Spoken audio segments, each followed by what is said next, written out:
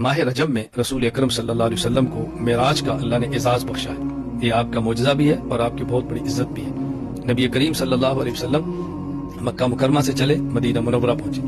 Medina Munawwara से आप Medina हज़रत शुएब अलैहिस्सलाम की बस्ती, वहां से तूर सीना हज़रत मूसा अलैहिस्सलाम के अल्लाह से कलाम होने की जगह, वहां से बैतुल लहम हज़रत ईसा अलैहिस्सलाम की जाए पैदाइश, और वहां से बैतुल मुक़द्दस 70,000 अंबिया का किबला, फिर वहां से 7 आसमान और उसके ऊपर अर्श मुअल्ला तक पहुंचे, फिर वहां से वापस आए और अपने घर तशरीफ लाए। ये मेराज आपको बेदारी की हालत में हुई, इसी दुनिया वाले जिस्म के साथ हुई। ये आपका मोजज़ा है और इसी मौके पर सिद्दीक़ अकबर रज़ी अल्लाह ताला अन्हु को सिद्दीक़ का लक़ब मिला। तो ये मोजज़ा है, हमें इसको सुनना चाहिए, याद करना चाहिए, पढ़ना चाहिए। इस पर मेरे तफसीली बयानात मौजूद हैं इमाम आज़म अबू हनीफ़ा रहमतुल्लाह के हवाले से भी, हज़रत मीर मुआविया रज़ी अल्लाह ताला अन्हु के हवाले से भी। मेराज के उन्वान पर 2 घंटे का बयान मौजूद है। आप उस बयान को सुने, आम करें, अकायद को दुरुस्त करें, अमाल की सलाह करें। अल्लाह ताला हम सबको शरीयत के मुताबिक जिंदगी गुजारने की तौफीक अता फरमाए।